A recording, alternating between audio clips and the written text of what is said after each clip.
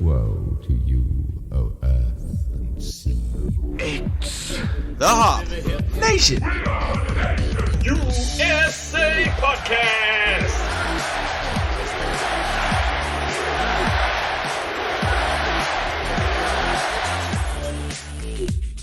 Episode 229 of the Hop Nation USA Podcast. It's a go. It is. We are still here. It's just Steve and I on this episode. Yeah. El Clasico. Episode of Classico. Giving the guest hosts a rest, you know? That's true. They've been coming around a whole lot lately. Right. And they're going to have to come around a whole lot more. We're also going to be leaning on them pretty heavy, hopefully, maybe, possibly. We are. As holiday programming comes around and we get extra lazy. Giving them a breather before the final stretch through Christmas and that. Get through the new year. Then we get into the dark depths that is winter. Hurrah. Yes. I know that's your time of year. Yes. That's hibernation plus for you. Absolutely. This is all of my time of year. Living in the dark, creeping around. Not for me. No, thank you. No, I'll take sundown at 9 o'clock, please, and thank you. I like my shorts. I do. I do. It's true. Shorts and t-shirts. Sign me up. I'll still drink the stouts. Well, hey, we're recording in December. I know. And I'm still wearing shorts, so I don't know what you're talking about. There's always that one kid in high school. Yeah. Always wore shorts. Yeah, the fat kid. Need ventilated. Yeah. It's like, I'm fat. I don't get as cold as quick. It's simple. It's physics. That's the way things are. Well, to be fair, even in adulthood, there's still people like that. And that's okay. Mm-hmm. That's okay. But that's not what we're here for. We're here to talk about beer. Hell yeah. And we just got through one holiday. We're bridging into another holiday. Yes. But the treats just keep on rolling. That's right. Never stop the treats, especially around this time. Yeah. Never stop. Never stop, not stopping. Yeah. So this week, I came across a variety pack. Okay. And the variety pack was at an Eagle, and somebody had broken the variety pack into the mix and match. Oh, okay. Yes. I said, ooh, I want to buy that variety pack, but I don't want to spend $17 on it. Oh, hey, wait, I can get 4 of them. Good enough. Yeah. And now I don't have to fill my fridge with a bunch of beer that I didn't necessarily know that I wanted or not. Yeah, but you're running probably max capacity right now anyways. Yeah, I'm very full. After Abjuration weekend. Mm-hmm. And then we also got some lovely new Glarus from Michael Keener. Yes. Shout out to him. Thank you very much. Yes. Your t-shirt's in the mail. And then I also found this fucking beer. And then I also found beer that I had hidden on myself. Oh, so you're unpacking all the acorns that you squirreled away. Yeah, exactly. Mm-hmm. And I go, oh shiz, I can't fit any of this. I got more. Yeah. It just keeps going. But yes, I still sprung and I picked up O'Fallon has released a cookie variety pack. Yes. Yes. Now, was it in the dark blue tin? No.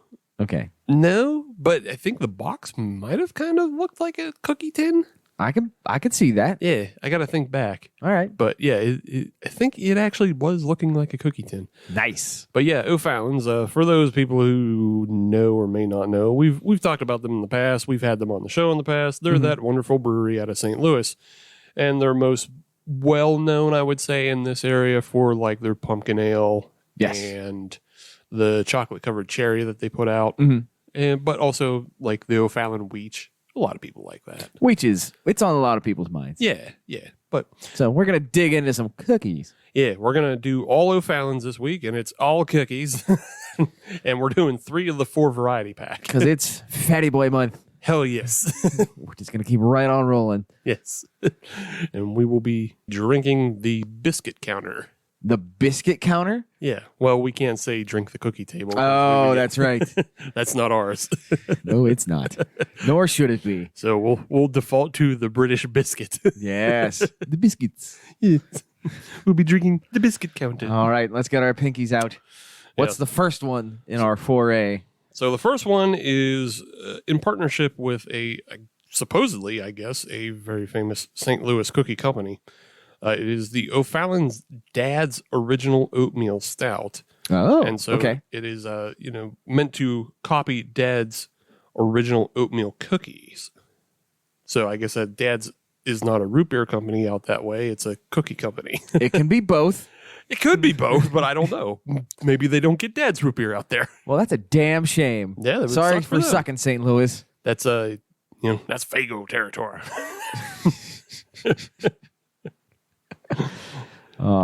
Well, it can't be A&W and it can't be Mug because that's nationwide. Right.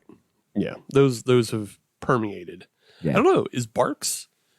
I feel like that's a Coke product. I isn't thought Barks was a Dr. Pepper unit. it? Maybe. Yeah, it's one of those two. It's got to be. It's so national. it's got to be big enough yeah. too. And then there's Mug. Poor little Mug. Yeah, Mug's okay. Exactly. When it comes to root beers, Mug's okay. But Barks got bite, yo. Barks does have bite. But we're not doing rippers. We're doing Fallon's Dad's original oatmeal cookie. It is 5.9 on the ABV and 14 on the IBUs. I like those numbers. Those are good numbers. Yeah. So is this what kind of beer was this? Is this a stout? Yeah, yeah. It's a pretty standard oatmeal stout. I feel like this is the one where you should start with, just because like this is the one I think they've been making for a long time. Yeah. As well as I think it's going to be the most not bell and whistle goofy. Right. This is one we can ease into the biscuit water, You're right. so to speak. Yes. So yeah, in general, it's supposed to be just a velvety smooth stout with chocolate, cinnamon, caramel, oat, raisin, and vanilla. Okay. Kind of tastes, and it's got that lactose too. All right.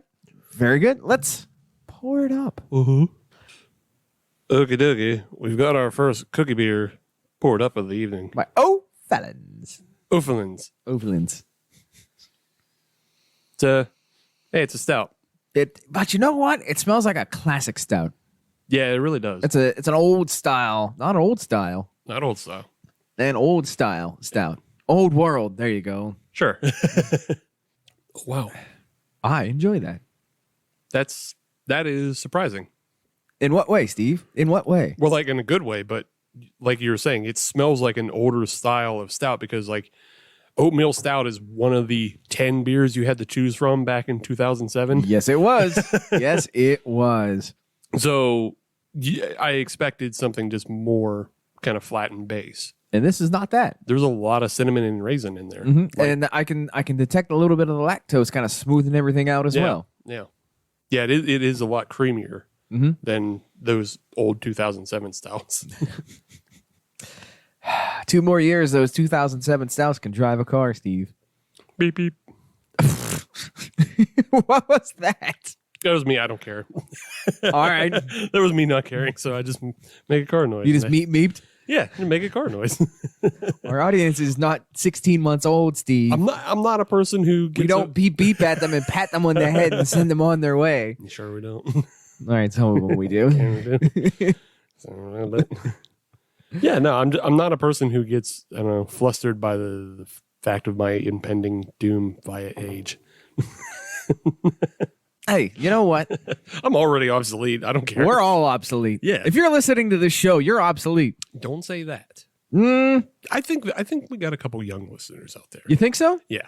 Yeah. Well, now, what do you consider young? Because that's the other question. Well, I think obsolescence comes in at 34. Really? Yeah. I was going to say 28. Nah. Yeah. Nah. Yeah. That's when because why would Forbes have 30 under 30? So, because only old people buy magazines. They're online and they're like junk garbage anyway anymore, Forbes. But still, they're 30 under 30 means that you still have like a youth and like there's people that can still make moves. So you're saying those people it's surprising if they have gray hair? Right. And you're saying like 28 is like when obsolescence comes around. Mm-hmm. Then like the fucking singer of Sublime, Yeah. he just went out when he was 28. Well, you look at the 27 Club. No, he passed it. He lived to 28. All right. Well, So he's not in the 27 club He's because not. he's not actually that talented. ooh, Sublime sucks. I actually like Sublime. Oh, okay. I apologize for having the wrong opinion, apparently. Yes, thank you. I appreciate it. But my thought is, If you're 28 and you haven't already made a name for yourself, Mhm. especially, I'm kind of looking at it a lot of ways in the sports world. Yeah. If you're 28 and nobody knows who you are, no one will ever know who you are. Okay, fair enough. In your field. Yeah, with regard to sports, sure. Mhm. But I think, other fields get a little more expanded. Okay, that's fair. Mathematics, All right. usually you'll get into your 40s before somebody knows who has heard of you. That is very true. Yeah, but I just look at it at 34 because like 18 to 34, that's the money market. That is true. That's That when is- people have disposable income, and that's when corporations care about getting your money. That's when commerce keys in on you. Right. We are no longer in that demographic. Right, because people our age either have kids or are supposed to have kids Mhm. and spend their money on their kids. Yes. Yeah. Yeah. So we got Gerber money now. Or we're old and set in our ways at this point and we don't care about what's new, i.e. seltzer. Well, and that's also part of it because I may not even know what's new Mhm. because I don't care. I don't go seek it out. Right. I'm 'cause not in the know. I'm Right, not you're not- out, you know. You're not on TikTok. So you're not plugged into No, the hell with TikTok. Actually, you know what? I don't care about TikTok one way or another. That's how old I am. Exactly. I am completely ambivalent to it. You don't even know what the next thing is. Do you? Nope. See? Yeah. You're old. Exactly. That's it. And you know what? When it comes around, good for them. Yeah. I hope people have fun on it. Me too. Me too. I do appreciate there is an Instagram account I follow Okay. called Mr. Clavicles, All right. and he's a fan of Tom Segura and everything. Mhm. But his whole account is collating all the fucked up stuff off of TikTok Oh. and then putting it into his stories on Instagram. Oh, okay. That way it's a lot easier, it's just like a quick poop thing. Yeah, all right. You're taking a poop and you just watch terrible people be terrible, Mhm. and then you go about your day. Go. Okay. All right. There is something to be said about, filtering all the garbage out. Yeah, there's something to be said for aggregators. Yes. and that's yes. what he is. That's great. To be fair, on Reddit, the subreddit TikTok cringe Yeah, is good for that sort of thing. yeah. TikTok cringe, public freak out. Mm-hmm. Yeah, it's all the same kind of. I just need a hub for fucked up stuff, Right. and then I can go about my day. That's right. Let the people at large tell me what's good and what's not good. Indeed, Because no, Indeed doesn't have any TikTok. it does not. Indeed, has a lot of broken dreams and unanswered emails. Steve, there's a lot of broken dreams no matter what website you go to. I know, but Indeed, I don't pay attention no more. I don't give them the time of day.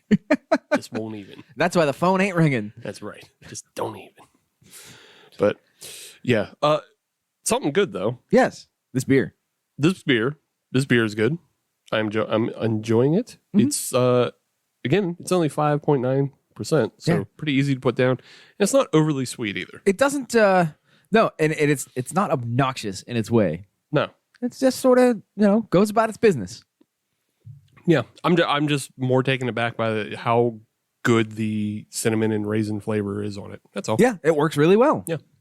Works really well. Tastes like a well-made oatmeal cookie. So Yeah. there you go. Something else that's good. Mhm. News, notes, and neat. News, notes, and neat. We got a bunch. It has been a couple of weeks. Yeah, it's been a minute.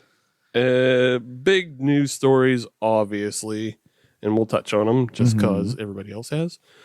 But if you've been paying attention to breweries in PA or any other Instagram sites or just, I don't know, it's been all over Pittsburgh news, but we have 2 breweries closing. However, 2 breweries are taking their place. that's right.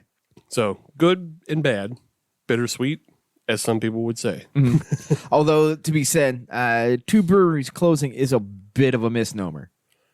Potentially. Yeah, it's a little foggy. It is. So let's just go one by one. Yes. So the first one that's closing is Couch. Huh. Yeah, sad. It is sad. Sad. A lot of good times. The people there are great as well. Mhm. I think this is more of a decision to close rather than being forced to close. Correct. I don't believe this is purely on a financial basis. Yeah. Again, that is conjecture and speculation on my part. Right. I don't know any inside details on that. I can't completely speak for Darren, but I think he was looking Mhm.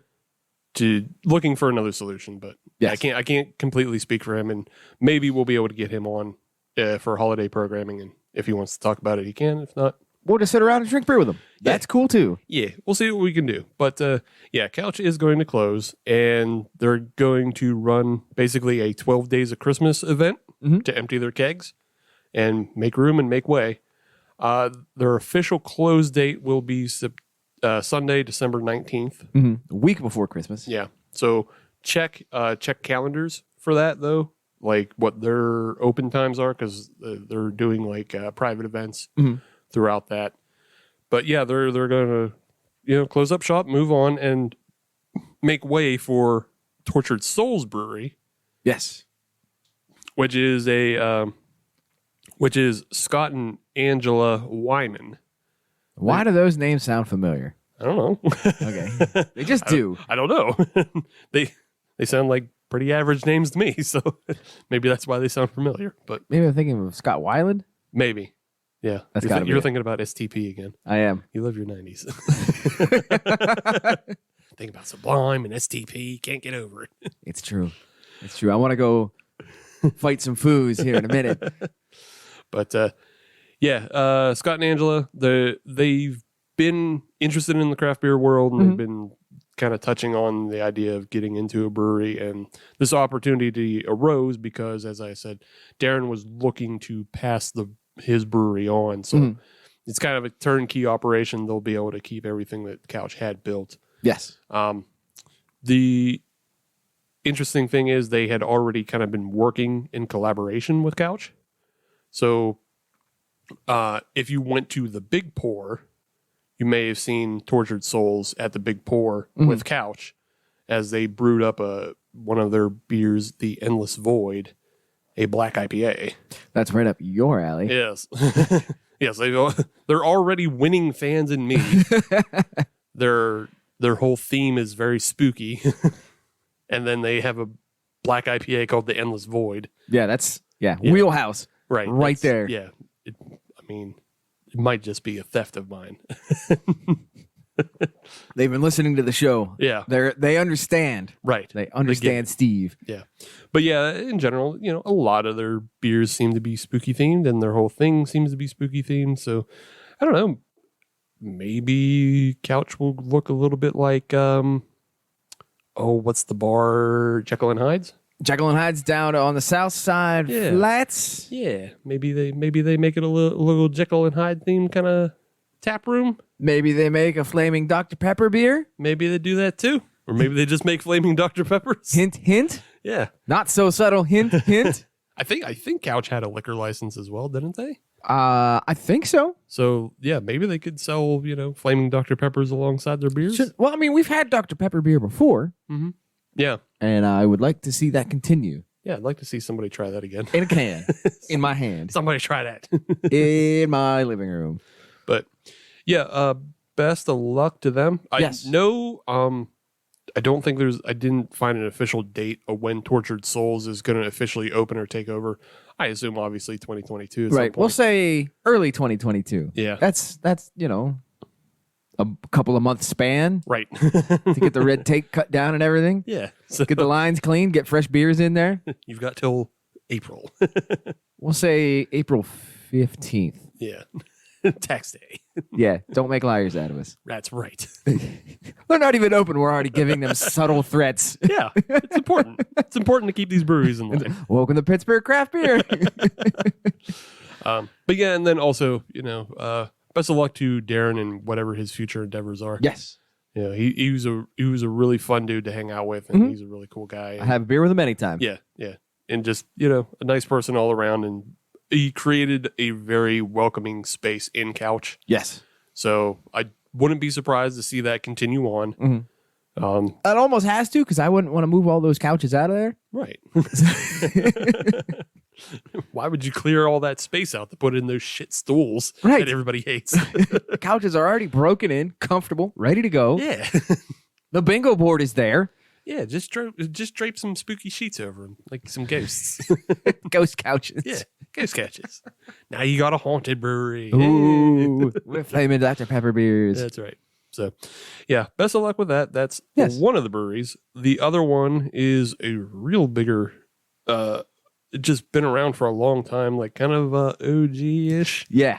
Of, I would say, the second wave. I would agree with that. I would even say they're the beginning of the second wave. Yeah. They're like beginning of the second wave because Roundabout is the other brewery and they opened 2013. Mm-hmm. So that puts them a little bit ahead of Grist House. I think Grist House is 2014 when they opened. So yeah, they're a very early on brewery. They opened up right down in the Lawrenceville area, not too far from Hop Farm, who's also one of those kind of OG new craft beer breweries. Yes. I guess when we're talking like first wave, we're always thinking of Penn and Church. Yes.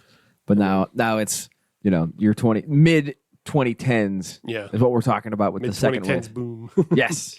Mid-2010s boom. That's when all my money started getting diverted. My money, no! Yeah. But, Steve Sloan, who actually did start at Church Brewworks, and we talked about it a little bit on the Abjuration episode because Tom was saying how Steve Sloan was sort of an inspiration and a mentor for them. He got his start at the Church Brewworks and then opened up Roundabout 2013, and he's just had like this gadabout life where he's worked all over the world, and he met his wife in New Zealand, and so they're going to move to New Zealand. That's not a bad place to be. Not really. And then I would if I could. Yeah, it's pretty nice. Right. Nice, secluded, not too many people. But surfing's good. Yeah. Got a bunch of sun, a lot of things. A lot of things going on. New Zealand. Peter Jackson shows up sometimes. But they're obviously with him moving, they're not going to be able to keep the tap room open. And so with that, they are turning the tap room over to Coven Brewing. Coven Brewing. Coven Brewing, yes. So we're getting too spooky themed. All right. So Coven Brewing is the venture of Katie Sullivan and Trevor Greer. And both of them worked for Dancing Gnome. Ah, okay. All right. Yeah. So they've got some third wave pedigree. Right. So they're bringing what they've learned at Dancing Gnome to Coven, and they are looking to focus on like soft IPAs and farmhouse styles. So a lot of the things that you love about Dancing Gnome, as far as like IPAs go, is like things that Katie worked on. Yes. And so she'll be the brewer there. I can imagine Coven is a reference to witches who were brewers, and then she's a lady. So it all makes sense. Thank you, Tom Jones. Yeah. But she's a lady. She's a lady. Jeez. Well, I mean, hey, you'd call like warlocks or something else if she wrote. Yeah, but then Southern Tier would come in with a cease and desist. I know, they get mad real quick. Yeah, but yeah, their plans are to take over in February 2022, as the closing date for Roundabout is in January. Okay. So you can still get Roundabout beer. You can still go visit the tap room for now. I visited their social media. They still got food trucks coming in. They still got beer brewing. Yeah. They're still they're going guns a blazing into 2022. Yeah. They're still gonna go. So you can go get some. You got a little bit more time than you do Couch. So yes. I mean, don't wait, but check out Roundabout as you can. And then there is rumblings, grumblings, rumors. I'm going to just throw an unfounded rumor, and if we're wrong, I don't care. That's the spirit. Yeah. It's like, it wasn't me. It was a rumor. I said so. I prefaced it. That's right. Yeah. You stated your sources. We don't know. My sources are, I don't know, and unreliable. But it's possible that the Roundabout is going to be continued to contract brew the brand. Okay. At the new Golden Age. Oh, okay. He got capacity there. Right, yeah, because if you remember, the NX Space had like 15 barrel system. Yeah. So, yeah, it's very possible that you're going to still see Roundabout brewed and distributed in Pittsburgh. Okay. Yeah. I remember, like, both of these closures have kind of been, I don't know, open secrets for most people. if you're like really, really, and then if you hang out with brewers have loose lips. That's right. If you find yourself drinking a Hams on a Tuesday, Yeah. chances are brewers have loose lips, but we're better about just stopping it and not, So yeah, it was kind of an open secret that like Steve was looking to have somebody take over Roundabout. And I guess he's finding a better solution in having somebody else brew it. Yes. At Golden Age. And then that way, Coven doesn't have to be Roundabout. Right. They can be Coven. They can do their own thing. Right. Yeah. And it's also, if these unfounded and unreliable rumors are true, again, asterisk. If it is true, that would mean that Roundabout would probably get into some level of canning. Yeah, more than likely. I hope. Yeah. Because unfortunately, one of the things for those of us on the wrong side of the city trying to get Roundabout was that much more difficult because it wasn't, they didn't have canning available. So for me, again, on the wrong side of the city, if I can get Roundabout and take it home and drink it at home in my sweats, yeah, I'm going to do that. Yeah. So you can look forward to that, and hopefully, I already am. Yeah. Hopefully My mind is set.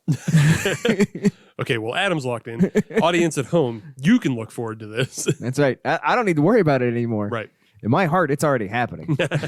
My heart line's already running. They just got the labels got to go on. It's just the waiting game at this point. Yeah. So yeah, it may come from Golden Age. It may come from somebody else, but yeah, they're really looking to continue to distribute Roundabout in some sort of fashion. Good. In the Pittsburgh area. Good. So, yeah, it's not a full death for I think either of these places. No, it is not like they have been abandoned by Pittsburgh craft beer or anything like that. Right. It's not like a USA Baby that's just been abandoned and then turned into a brewery. No, it's just a brewery still being a brewery. It just has new ownership, new management. Which is good because that shows that there is a level of sustainability as well of craft beer. Right. That it is not a contraction of that sector. Yeah. And it's something that like has come up recently with Bell's. Because everybody's talking about how Larry Bell's, has sold off Bell's. And there's always that question of like, what is the succession? Yes. Does that? It also happened with Stout's brand. Stout's just closed up. Right. Carol Stouts said, this is if somebody wants to do it that bad, they could. But she more or less was like, yeah, this is kind of the end of it. She had found her end. She had, run her course as she saw fit. Right. And walked away. Yeah. And that's perfectly okay. Yeah. And I think that's kind of the same thing with Larry Bell's, and he was able to cash in on his brand. And like, you can't ask for too much more. No, you can't. Because once kind of that head, like Steve Sloan or Darren, once they go away, is that brand still the same brand? Some would say yes, some would say no. Right. if you know the inner workings, or if you're somebody who follows brewers, you're more likely to follow the brewer than you are. Right. Because a brewer is an artist and they have their own flair, they have their own style. They have, some would even say, their own signatures. Yeah. So, yeah, and it's even another thing that you could talk about with regards to 412. They've had three distinct kind of eras in a way, iterations. Yeah, because they had what they were. Then they had the short Bobby Nacho era, as Bobby Nacho was working his way through Pittsburgh and building himself up, and then now you have this brand new era that is under Malcolm and Ryan, which is completely different from how 412 started. Right, and it can't be in any way the same 412 as what it started. It's not. Yeah, and I think people are more likely to follow the brewer than they are the brand. Right. So. Yeah, just an interesting thing to think about, but I like the fact that it's just a full turnover to brand new brands in those brewery spaces. Yes. That way you don't get a confusion. Right, exactly. It's not Couch 2.0. It's not, another Roundabout. It's, they're new things. Yes. And I I wish them well, and I hope they have nothing but success. Yeah. Best of luck to everybody. See what you got. See what you come up with. If you want to come on the show, let us know. Yeah. We'll talk to you. We'll talk. We'll talk to you. We'll talk to you. We'll give you the time of day. It's cool. Sure. Do we know if the two new breweries, if Tortured Souls and Coven, do they have any social media out there? Yeah. They're both pretty light on social media at the moment. I would assume so. You can find Tortured Souls on both Instagram and Facebook, Okay. and on Twitter. Okay. But there's hardly not anything posted. And then I saw Coven on Instagram, Okay. and there's literally one post because this is also new. Right. Exactly. Yeah. I honestly just found out about this morning. All of the details. I knew, okay. Beforehand I knew some of the rumblings and stuff like that. But all of the pieces falling together to me in my little pea brain happened today. So, yeah, but seems like fun. Good things coming. Yes, agreed. So I do have one national bit of news. Oh, This is a tie-in from a previous conversation we had way back in 2020. fun. Let's see if I can remember any of it. Let's not remember any of 2020. But I need to remember this conversation. Otherwise, I might be a hypocrite with what I say next. Okay. All right. So to tie back all the way back into that dark time that was 2020, the Brewers Association went through some layoffs. Oh, okay. And one of them was Julia Hertz. She was one of the directors of the Brewers Association. She got laid off. I seem to remember us having a conversation about I that. think so. Well, she's back. Oh, okay. She is back, and she will be returning as the executive director of the American Homebrewers Association division of the Brewers Association. Okay. I'm glad that she's back. Somebody that is passionate about beer, coming back and championing for us grassroots brewers. Yeah. I think in that layoff time, she was a part of the virtual Fueled by Hops event. I believe so, yes. Yeah. Mm-hmm. Yeah. She was one of the big gets. Yeah. I don't know if she was laid off at that time, though. That's why I can't remember. When for sure. was the virtual, what's a who's it? That's what I can't remember. I can't either. Unfortunately, she was laid off in June of 2020. So it might have been after that. But yeah, I just remember she was on there. She was doing a keynote speech. Seemed like a nice lady. So good for her. She has been a member of the AHA since 1995. Cool. Her first beer was brewed in 1991. A Scotch ale, which is a rather interesting note in this article that I'm stealing from. Thank you, Westward. And I am blatantly stealing your information. I think anybody who started brewing before 1995 was far more likely to brew something outside of the realm of caribou slobber or whatever. Because those kits didn't exist yet. Exactly. You had to do it all on your own. Exactly. It's the rest of us who started brewing post 2007 or 2005 or whatever. Right. We're all the fucking ones who did caribou slobber and then a shitty IPA. Yes, exactly. Exactly. And taking 8 weeks to do it when in reality it only takes 4. Right. Well, it says it has to be in primary for 2 to 4 weeks, so let's do it in 4 weeks, and then it's got to go to secondary for another transfer 2 to 3. So let's do it 3 weeks. We don't want to screw it up, and let's make sure we do this and that and the other thing. Oh, we have to let it wait for another 1 to 3 weeks in the bottles. Let's make sure it's 3 weeks. Gotta play it safe. Gotta make sure we do it right. Oh, this is okay at best. Yeah, and then there's exactly. Fucking month and a half for okay at best. Yes. Yes. But still better than Mr. Beer. Yes, it is. 100%. 100%. But we are glad to see that Julie is back in the craft beer world. Sure. Running the Homebrewers Association. Sure. Good for her. Yeah. Hope she has a good time. Yeah. Other than that, news is, chill.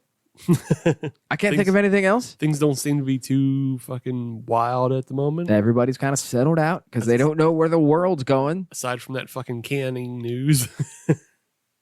From Ball? Yeah. Yeah. Aside from that, but hey, you know what? That's been in the news for the last year and a half, 2 years. right. I mean, I purely from a consumer standpoint, I haven't seen any change Yet. yet. But we've been saying yet for the past year and a half. Yeah. We keep saying yet for the past year and a half. That being said, I also got told to buy a Tesla at $65 a share, and that was stupid. But pay that much a share, and now it's like $1,200 a share. Could have bought new mics. Could have bought a lot of new things. Could have bought new mics. That would have been in my new home. And I still wouldn't have driven a Tesla. Why? I have no desire. Huh. If I'm going to buy an electric car, it's not going to be a Tesla. Can I interest you in a Cadillac Lyric? Yes. Yeah. Yeah. Have you seen those? I would be all about. I would be about it too. Yeah. I need to hit that motherfucking Powerball. God damn. It's up, what, $250 million? It's close enough. You know what? At that point, rounding is fine. Yeah, sure. Whatever. Whatever. Just cut the check. Yeah. Get out of here. Money. I got lawyers to go talk to. Yeah. I was looking at those Cadillac Lyrics. They look pretty dope. They do. I think you got to wait to 2022 to get the black ones, though. But So the problem with Cadillac is everything is great except for there's always one problem. Yeah. And it's never the same problem. There's always this one glaring error where you just look at Cadillac and just like, assholes. Why did you do this? So it's not like when Pontiac switched everything to the electric accelerators. No. Yeah. No, it's always one stupid thing. Like on the ATS, on the ATS-V. Mm-hmm. Gorgeous car. Great car. Fantastic drivetrain. Yeah. The instrument panel came out of a 1998 Pontiac Century. Ew. Exactly. Ew. It's horrid. And I wouldn't drive one because it keeps staring back at you every time that you drive it. Ew. Yeah. Dump it all. Yeah. You feel like you're driving something that's in grandma gold. Well, maybe. I mean, I'm sure the Lyric's going to have its own problem, but Mhm. I don't know. It looked nice. I'm off my sandbox. Or It's my, fine. my soapbox. It's fine. Sorry, Cadillac. Hit that Powerball, get that Lyric. That's right. I'll buy. If I win, I'll get you a Lyric Hooray. in black, Hooray. triple black. You know what? If I win $250 million in the lottery, Yeah, it's still fine. yeah, I'll buy you two. Nah, I don't want to. All right, I'll buy you that and a Panamera. Okay. Uh, Okay. Somehow we have reached a compromise. Yeah. No, that makes sense. It's just I like electric vehicles and I like them as city drivers Mm-hmm. and things like that. But the range is still bullshit as far as if you want to be a road nomad like I am. Okay, well but the vast majority of people are not road nomads. I know, but I'm just saying if you're going to buy me two cars, let me have one that can be a road nomad and let me have one that can be a city. Although I'm not so sure you can be a nomad in a Panamera. Sure you can. At that point, you're a connoisseur. Yeah. Connoisseur. Or, I'm a connoisseur nomad. Yeah, you're not a nomad. You have wanderlust. Yeah, exactly. Whatever. So- Yeah. Whatever white people say when they Yeah, go traveling. exactly. Yeah. Whatever it is that rich white people say when they just stop working and wander around the world. At that point, you're quirky. Yeah, quirky, eccentric, wanderlust, Whatever it is. whatever. But let's get back to this O'Fallon's Oatmeal Cookie Stout. I got the wanderlust for St. Louis. I mean, they do have a nice arch. Yeah, they got a nice arch. They got the barbecue. That's Hell true. Yeah. Hell yeah. That's two And they got O'Fallon's. O'Fallon's, which is not brewed in O'Fallon, Illinois, which is right across the river. I Yeah. found out. Yeah, how goofy. Agreed. But no, good beer. I like it. I like the fact that it's kind of got that classic oatmeal stout kind of vibe to it, but it's been updated for everybody that likes all the ridiculous flavorings Yeah, while still being subdued about it. and it's going. And it was good. And And it's time for another one. yeah. So let's do that. Okay, doke. Let's take a break. You can hear me talk about first sip, I think. Yes. Okay. Then and then we'll be back with another cookie beer. Hooray. From O'Fallon's. O'Fallon's. I hope. First Sip Brew Box is a one-of-a-kind subscription service for craft beer lovers based right here in Pittsburgh. Every month, First Sip will send you a box full of craft beer enthusiast essentials, including t-shirts, glassware, and even food. Right now, our friends at First Sip Brew Box have an offer for you. Just sign up for a 3-month subscription and get your 4th month free. Just enter the code HOPUSA when you sign up at firstsipbrewbox.com. That's HOPUSA at checkout to get your 4th month free at firstsipbrewbox.com. Episode 229 of the Hop Nation USA podcast, and we're drinking the Biscuit Counter. We are drinking the Biscuit Counter. Yes. We've got O'Fallin's beers and their cookie variety pack. Yes. Adam has a second one. What is it? I do, Steve. And this comes from O'Fallon Brewery. O'Fallon Brewery. Let me reiterate that. They're out of Maryland Heights, Missouri, or Missouri. Or Mizzou. I thought that was just the college. I don't know. Was Mizzou. Could be. Go Tigers. I couldn't care less. We could go down an SEC rabbit hole, but we're not going to because you're not coming with me. What? Yeah, what's this wee shit? Exactly. You got a mouse in your pocket? Yeah, I had a hunch that wasn't going to go very far. Nah. But what might go far is the next beer we've got. Not on tap, but on the table because it's in a bottle. This is the Vanilla Wafer Cream Ale. Hell yeah. I mean, I like all of those words, let's be honest. And let me give you some numbers. Some numbers here. 5.2 on the ABV, 10 on the IBU, 4 on the interest scale. Okay. My interest scale. Let me ask you a question. Sure. You said vanilla cream ale. I said vanilla wafer cream ale. Yeah, yes. so, I mean, this is kind of an old person cookie, but I enjoy them. But vanilla wafer cream cookies.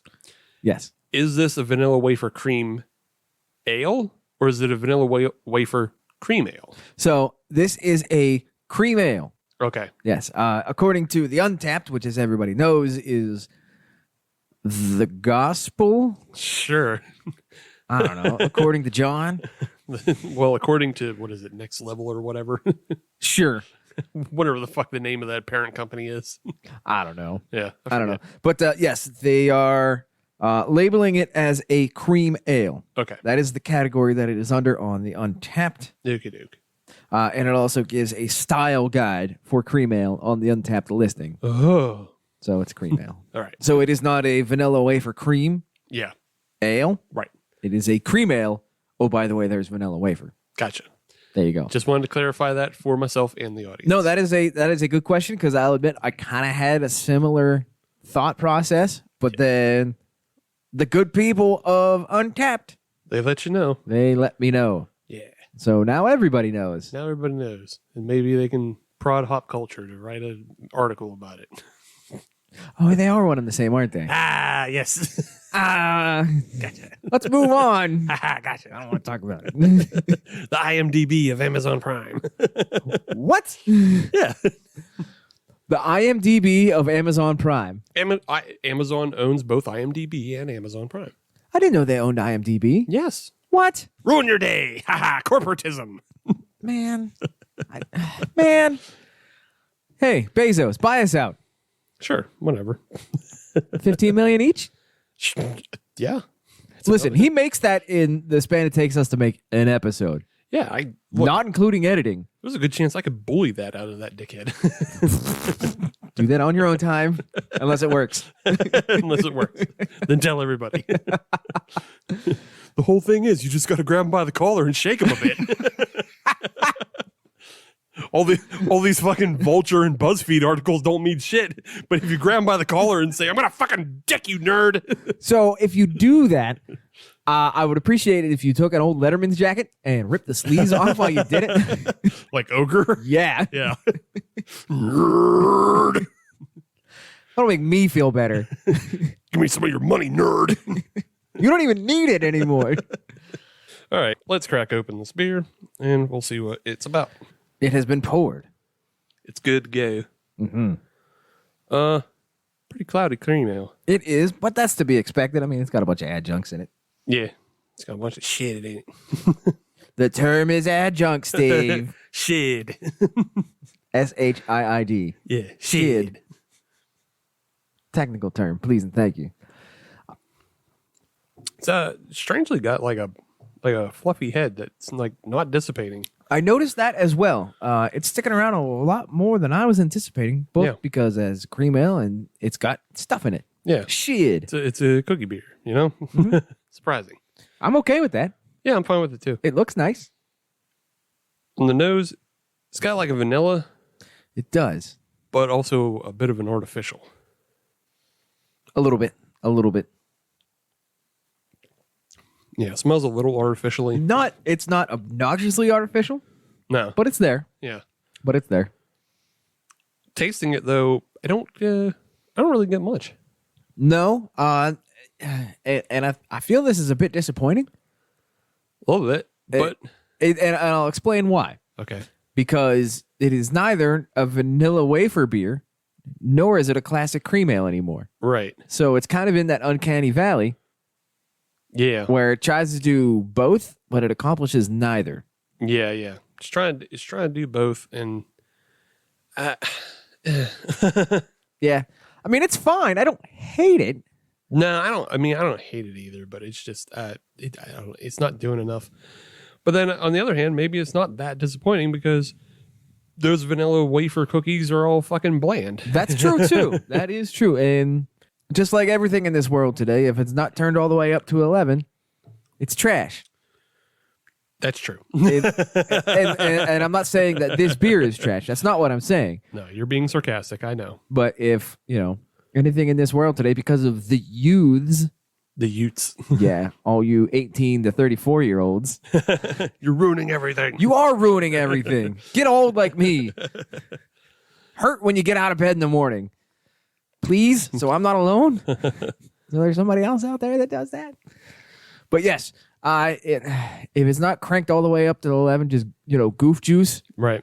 it's going to be seen as thin and left behind and, a poor effort. And I don't think that's the case here. Yeah, so I like this beer, Mhm. I guess, enough. But I think you're right in that it shouldn't be trying to do either. Because I can't help but think of like Abjuration's double vanilla cookie. Mm-hmm. And that's straight up vanilla cookie. Like, that's what you want. Right, exactly. And then you go on the other end with cream ales. Yeah, and then you either just want a classic clean cream ale, Mhm. or there's plenty of other cream ales that do like jalapeno and coffee like better. Yes.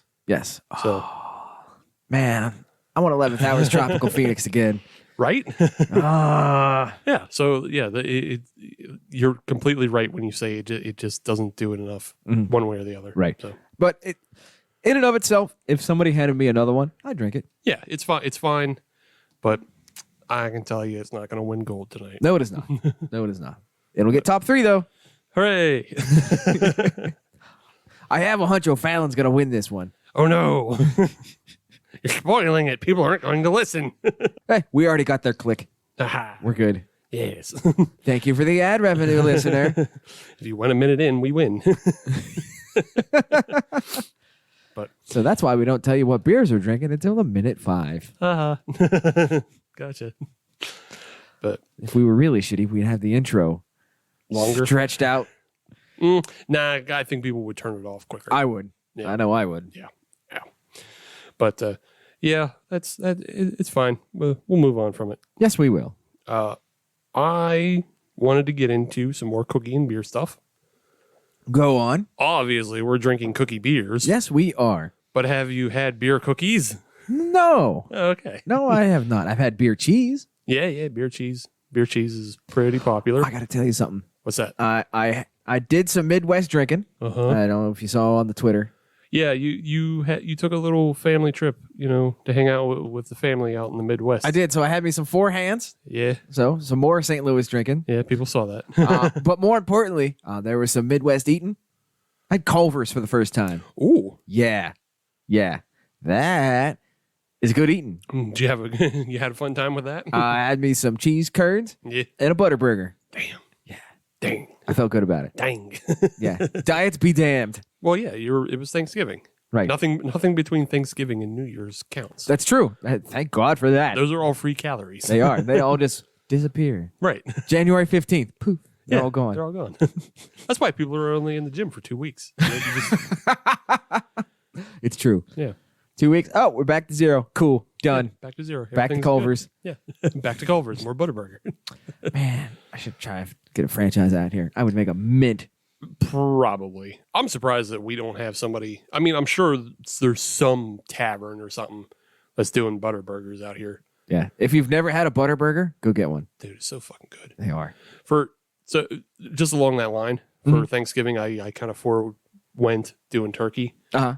and I did just a big fat fucking porterhouse. Ooh, all right. And I reverse seared it. That's the way to do it. And with the butter base, Mm-hmm. God, that's so fucking good. It is. It really is. Yeah. Yeah, I won't go back with a quality piece of meat. Yeah. It's so good. It is. But yeah, I did like all the traditional Thanksgiving sides. And then just this giant ass fucking porterhouse. Like, I don't care.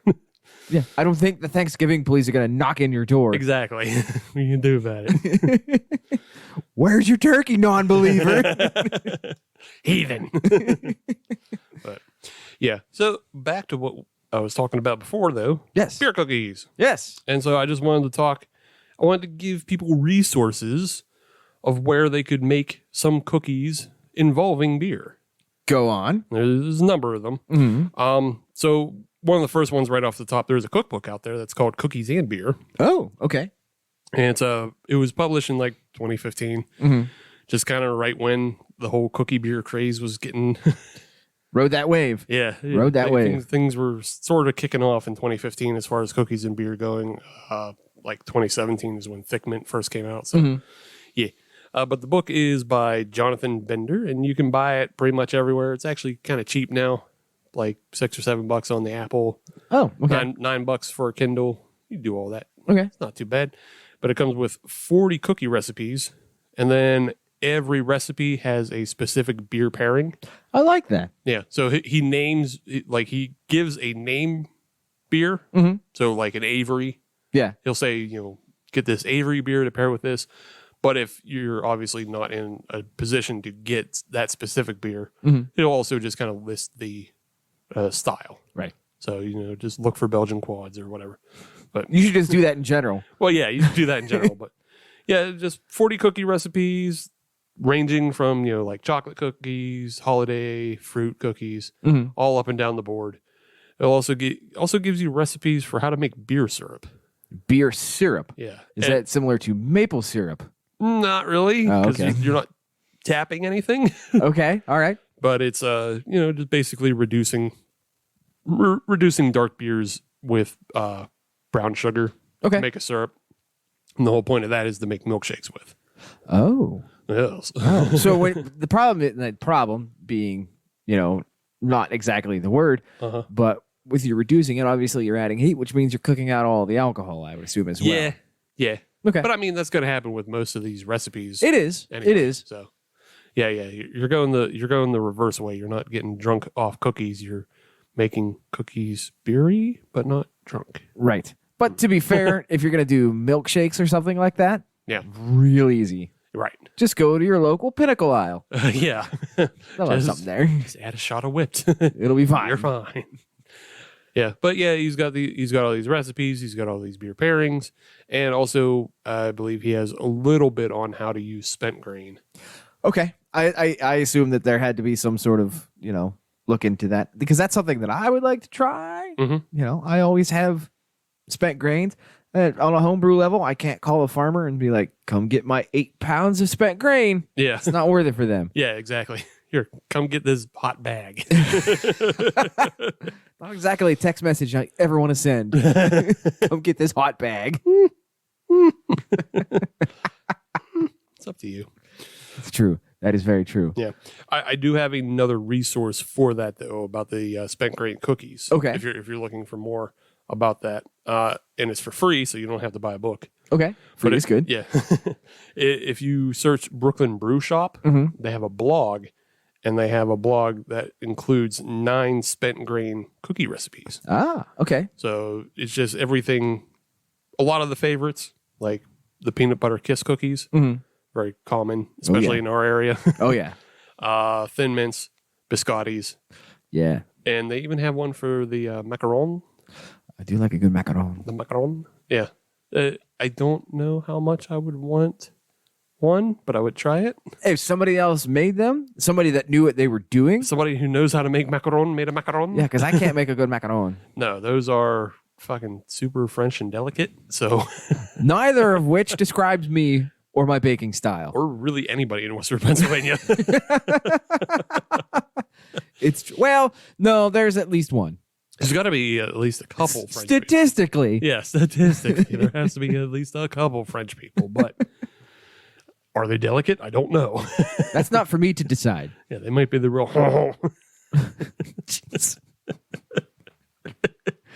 Didn't know you could be that mean against French people. Yeah, you could be. Yeah. Actually, it's probably not hard. Yeah.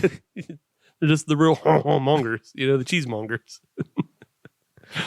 They're not the delicate types. Why don't you just say Andre the Giant? No, because it's too cheap.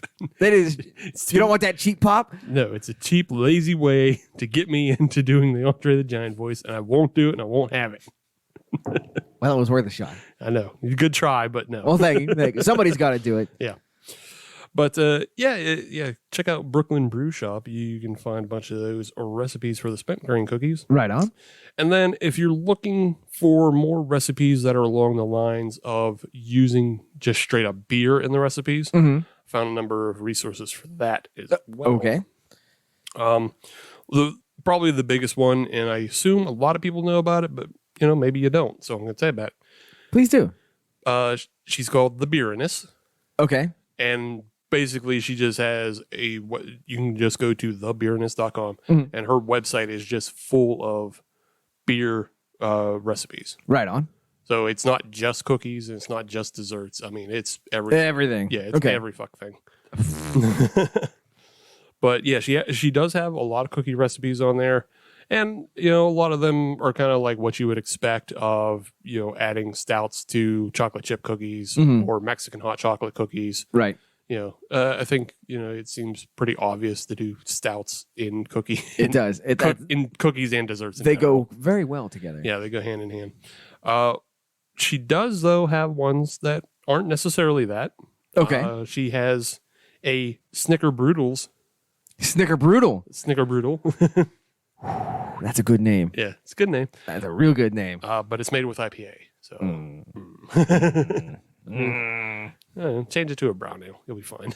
No one will know the difference. Yeah, nobody will know. She has another one. Okay. And this is back to stouts. But it all comes back to stout, Steve. Yeah, but this one sounded really good. It's called Hobo Cookies. Okay. Yeah. And do they come in a bindle?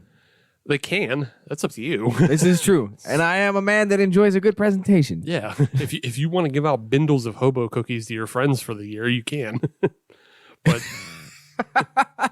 But basically they are, I don't know. Do you know what a Cowboy cookie is? Does that sound more familiar to you? It does, but explain to the audience members that don't know. It's just like a more slapdash together recipe of just like a whole bunch of junk thrown together. It's not a refined recipe. That's basically what they would do out on the trail. Yeah. It was like what you had and you just took a little bit of everything. Yeah. Because it's built off like regular flour and cornmeal and then also oats. And then her recipe adds a whole bunch of other shit into it. Okay. Is, beer and drunkard affectionate. Yeah. But it starts off with you actually making beer candied bacon. Oh, yeah. Okay. All right. I'm into this. Yeah. And again, back to mixing a brown sugar and a stout together. And then you lacquer your bacon the same way you would with just like maple syrup. Yeah. But you lacquer it with the brown sugar stout mixture. Ah, okay. And then cook it down. It'll candy. You get your syrup that way. Syrup. As we had mentioned previously. Yes. Yes. And then, once you finish that bacon, gets all crispy, gets all candy, chop that shit up. Throw it in the dough, and then you crumble up pretzels and a little bit of nuts. This sounds like a mess. Yeah, it is. This sounds like an absolute mess. Yeah, some chocolate chips and some more beer. Also sounds delicious. Yeah. It's a real like hodgepodge of fucking everything goes into it. No two cookies will ever be the same. No. They have all the shape and form of fucking no-bake cookies. Man, I haven't had a good no-bake in a long time. I was thinking the same thing not too long ago. I think I need to make some no-bakes. Yeah. I think it's because I was thinking about no-bakes because I had this thing called a twin bing. A what? See, now you were just in the Midwest, and that's where these fucking things are from. Okay, Steve, it doesn't look like I went, flouting around the whole Midwest. Maybe you did. Guess what I saw? Cornfields. People love twin bings, though, in the Midwest. What is it? I'm telling you, it looks like a dog shit cookie. It is chocolate and chopped peanuts. Oh. Wrapped around a fucking center. Kind of sounds like a turd. Yeah, it looks like a turd. It doesn't taste great. They're awful, but they make me visually. They look like no-bake cookies, Okay. and it made me want a no-bake cookie because those are just better looking piles of shit. Now let me ask you this question: When it comes to no bake, do you go chocolate? Do you go peanut butter as the primary? Oh, as the primary? Yeah. I usually lean chocolate primary. So do I. Now that being said, both are in the recipe. Oh yeah, they're both good. Yeah, both good. But because there are those out there that prefer the peanut butter, Yeah. no bakes, and there are those that prefer the chocolate. Yeah. I'm in camp chocolate. Yeah, I like both. If both are available, I take one of each. That's very democratic of you. Yeah. Yeah, they're good. But another recipe that she had that just kind of stood out to me as far as not using stouts Yeah. is actually a cake recipe. Cake recipe? A cake recipe, yes. Okay. And it just stood out to me because she suggests using like a lager for the actual cake. Okay. Yeah, using a lager in the cake, but then it also has a kind of a fruit jammy filling Oh. of a blood orange fruit jam. All right. So you use like blood orange juice and then an IPA Okay. that may or may not be a blood orange IPA. Flying dog, I'm looking at you. Yeah, it could be, it could not be. You know. Well, we haven't name dropped them in a while. Yeah. They need to come back into the Hop Nation ether. Sure, they can. They're allowed. But you make a fruit jam and you have like IPA fruit jam sitting on lager cake. Man, that's a whole lot going on there. Yeah, But if it's good, it's good. sounds good to me. Sounded good to me. Yeah, I'm down. Another resource for these kind of recipes was Choose and Brews, Okay. and you can find her site. It's like hosted on the Yumly. What is that now? Yumly. What is Yumly? I don't know. Pinterest for fucking recipes. Isn't that just Pinterest? Should be, I guess. It's Pinterest with less functionality. So it's bad Pinterest. I guess. No, but they offer like full recipes and everything. Gotcha. Okay. It's All not right. just clicking on pictures. Right. It has a bit more content available. Yeah, but Choose and Brews, she has her own page on Yumly. Okay. And it's all, again, more of these beer in recipes. that Okay. Are she has desserts, but she also has. Now let me ask you this question: Do you Yeah. have to sign up to Yumly to be? Okay. Well, because with Pinterest, Oh, I don't know that about Pinterest. as far as I think you have to have a Pinterest account to get full access. Ew, boo. Agreed. That's why I don't use Pinterest. Yeah. No, Among other things. Among other things, as in it has no interest to me. That's right. I'll go find the complimentary subreddit and just go there. Fair. It's just as fine. Yeah. Yeah. It is. She has a bunch of other non-cookie recipes too. Like I saw one that was for like kind of like apple strudel porter pies. Oh, Yeah. okay. Sounded kind of good. That does sound pretty good. Yeah. I'd get on. Man, I'm gonna have to get on this site. Yeah. Yumly. Yumly. Yumly. Yumly. Yeah. But search Choose and Brew. Choose and Brew specifically. Yeah, Yes. Yeah. Yeah. If I forget which one it was, either the Baroness or Choose and Brews, but one of them had an apple fritter. Ooh. Yeah. Ugh. Yeah. Okay. Which- All right. Although I think I read the recipe and I was surprised that it actually wasn't made with cider in any way. That doesn't mean you can't go rogue. Yeah, you can do what you want. We are Americans, at least to our domestic listeners. Yes. Europe, we have the Canadian flag. Put that patch on my backpack. That's right. Don't bully us. Don't ask us questions. You want to talk hockey? We'll talk hockey. Yeah. Although, I don't know. We might start asking us about the prime minister, and it's like, I don't know about that. Just come back with Matt Murray's a bum. Everything will be fine. But locally, though, Mhm. can't forget Prohibition Pastries. Very true. They offer all these kind of yummy goodness Mhm. that you don't have to make yourselves. They'll do it for you Yeah. for a nominal fee. Yeah, they make things with local breweries, and they also make things with just booze. Oh, they leaned into that. Just boom. Just booze. I mean, I think they have like a couple of things that are made with like whiskey whipped cream. So Yeah. All right. yeah, All right. Yeah. Sign me up for that. yeah. So they have just straight up booze and stuff, and yeah. But I mean, it's all cooked out, so it's not actually Right, alcoholic. right. But yeah, Prohibition Pastries you can order online, Okay. and they have They have things from all over. Okay. Like, they got the cookies, they got the cakes, they got fucking like breakfast hand pies. Oh, okay. Some would call them Hot Pockets, but I wouldn't because Hot Pockets are trash. And they're also not usually for breakfast. Yeah. Usually. We've all had down days. Actually, no, they do make a line of breakfast ones now.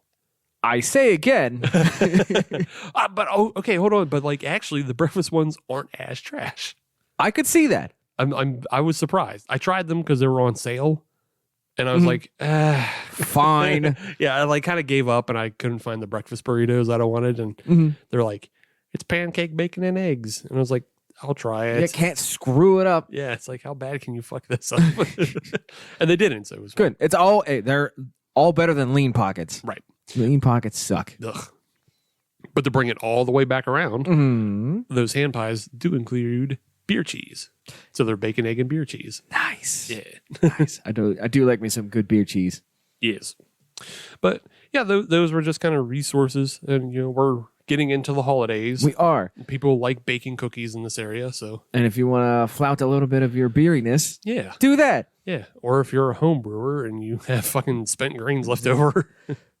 Hopefully from a fresh batch. Yeah. Or if you live with somebody who home brews and you're tired of them drawing animals to the porch. You didn't just open up a mash tun from October and got a surprise of, Right. oh no, I forgot about this. Oops. So, Honey, I found the smell. Yes. I'm going to spend a lot of time in the kitchen. yeah. Yeah. Choosing brews on the Yumly Choose and brews the Baroness. and the Baroness. Yeah. Yeah, I'm going to check out some of those recipes. Yeah, there's a lot on there. Like I said, you can find like turkey recipes and all kinds of shit. What about porterhouse recipes? I don't know. Maybe. I didn't look hard enough. Oh, okay.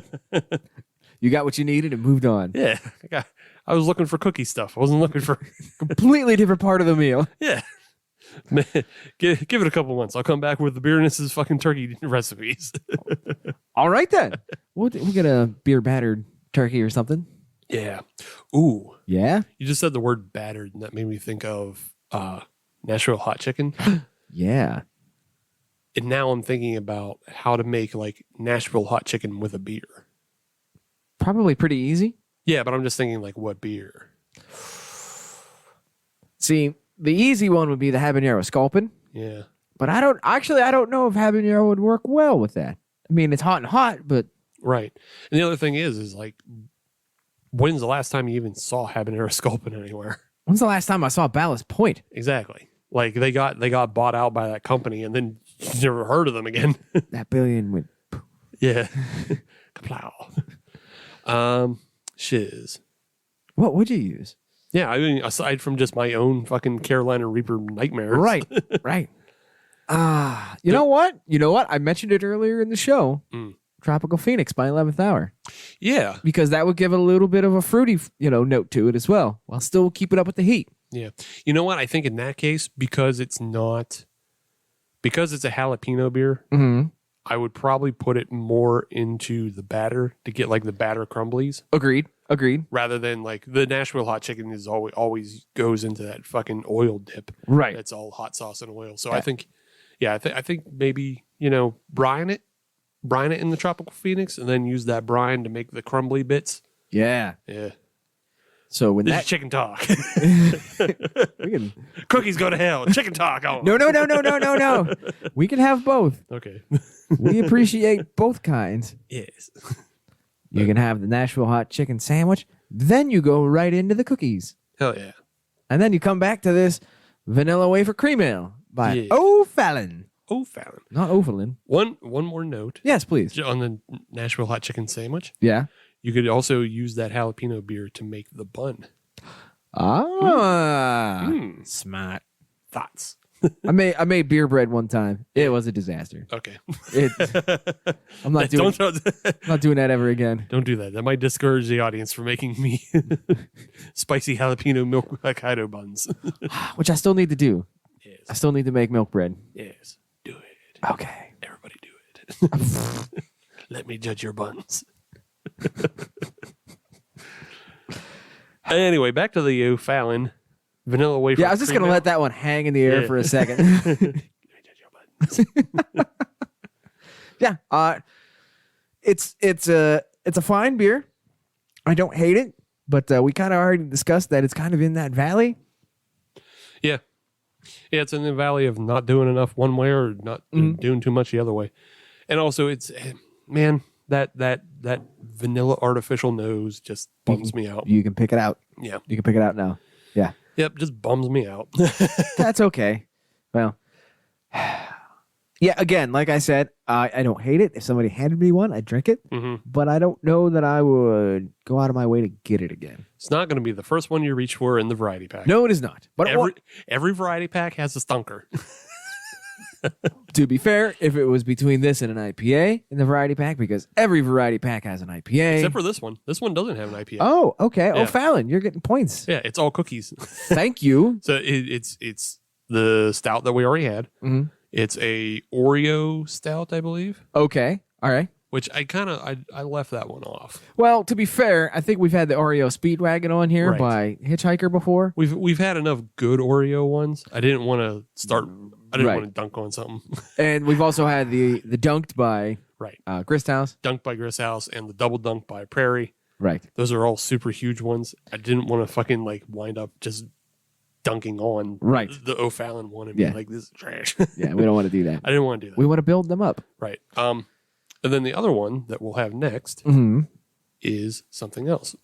Wow. You have to wait to listen. Set that hook nicely. Jerks. So let's do that right now. Let's take a quick break. Let's reload. We'll be right back. Looky, looky, looky, here's Dad's cookies. Oh boy, what a treat. With a bright gold label, coconut or oatmeal, Dad's cookies can't be beat. Crispy, crunchy, wholesome goodness, sealed in every pack.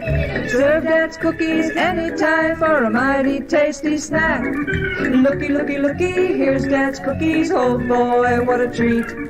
Children love them, always have them. Dad's cookies can't be beat. Cookie Sode 229 of the Hop Nation USA podcast. Cookie Sode. Cookie Sode. All right.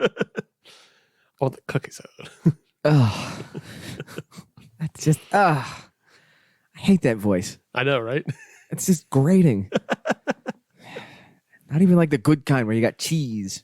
I know, but I need to find a side gig. If that side gig is working for iHeartRadio.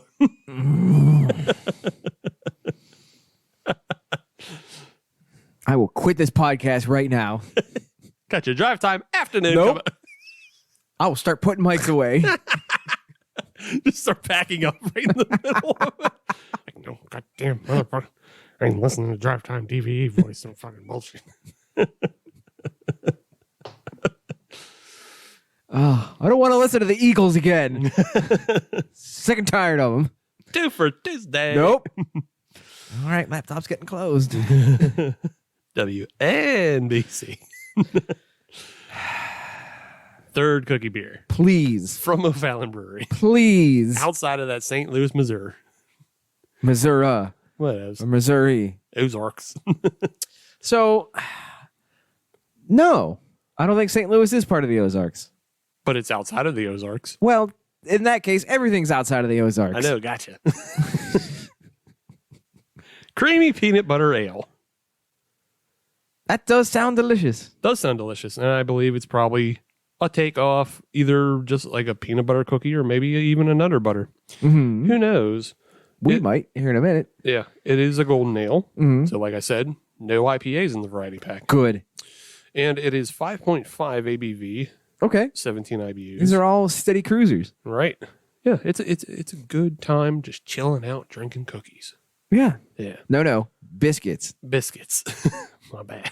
Consuming biscuits. We're on the biscuit shelf. Imbibing biscuits. Imbibing biscuits by the shelf. Imbibe the biscuit shelf.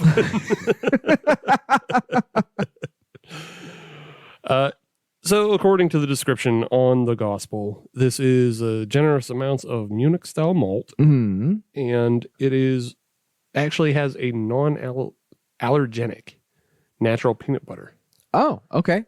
So I'm assuming that means anybody who's allergic to peanut butter can still enjoy this beer. To be fair, anybody can enjoy this beer. Once. It's the aftermath that's the problem. Yeah, once. Anybody can have peanuts. Right.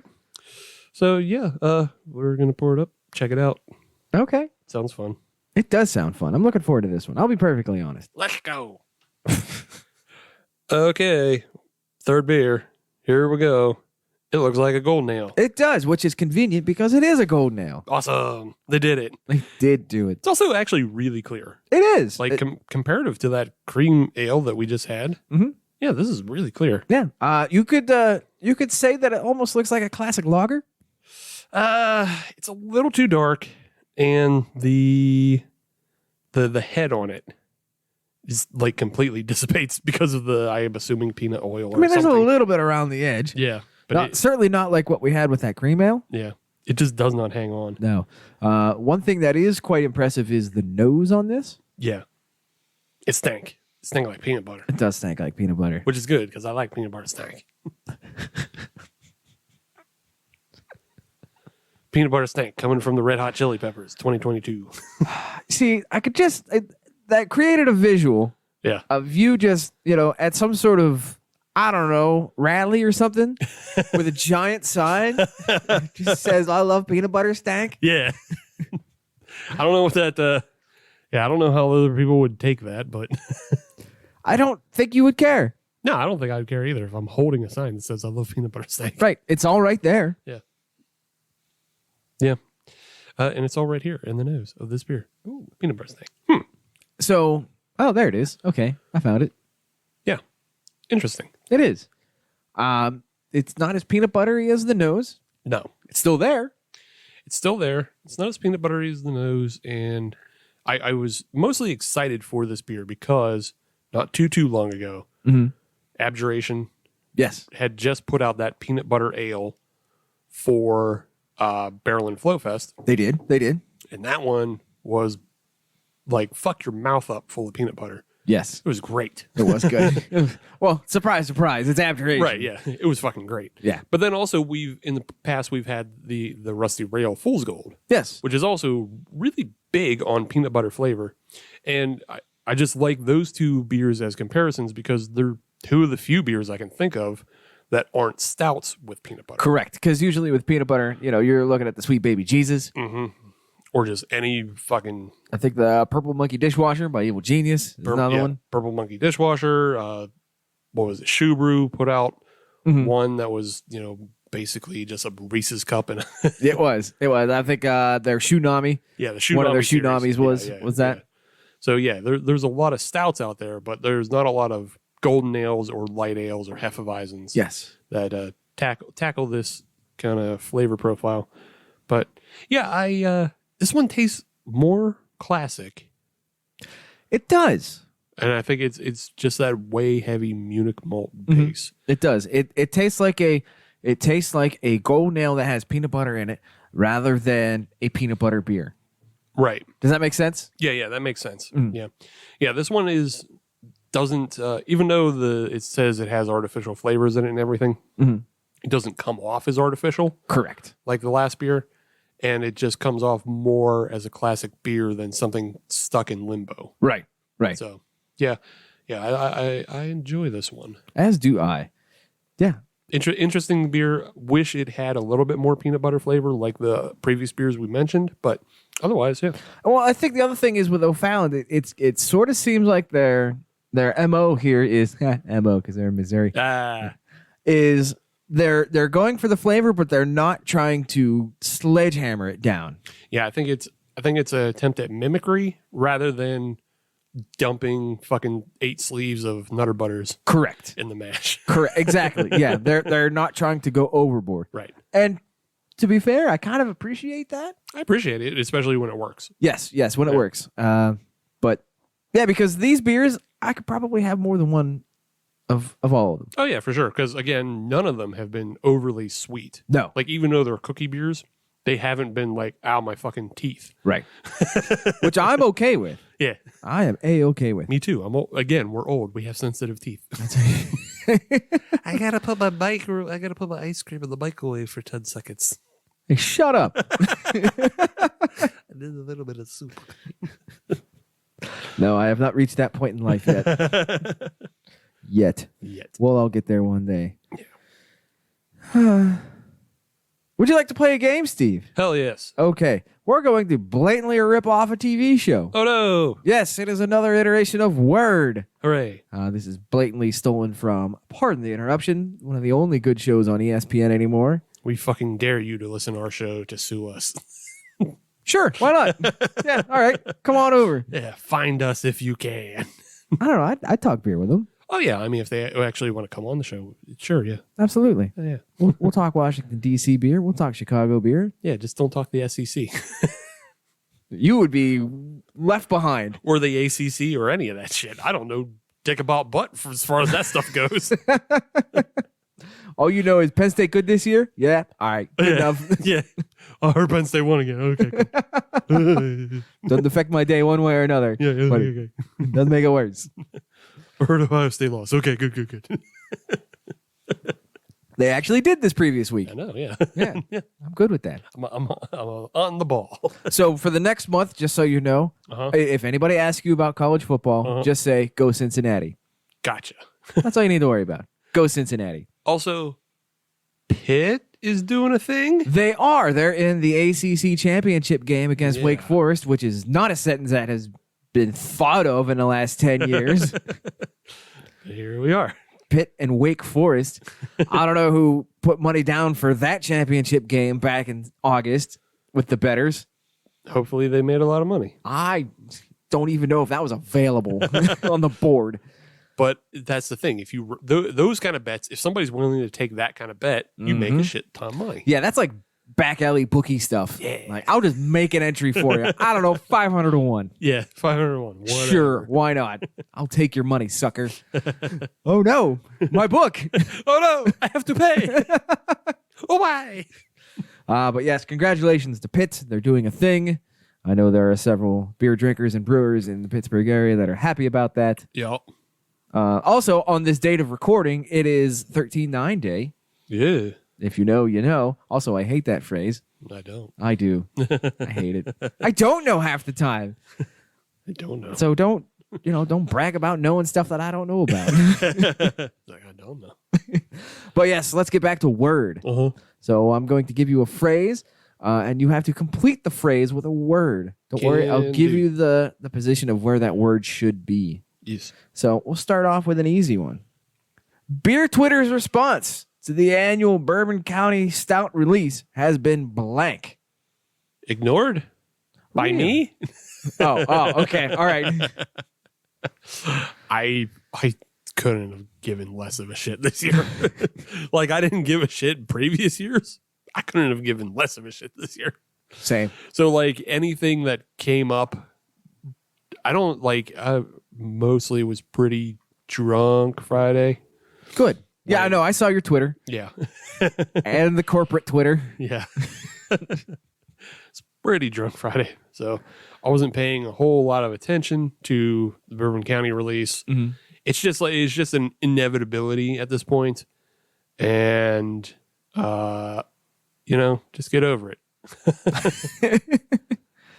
Agreed. Yeah, I mean, Brews in PA was recycling some memes, and it's just like, who cares?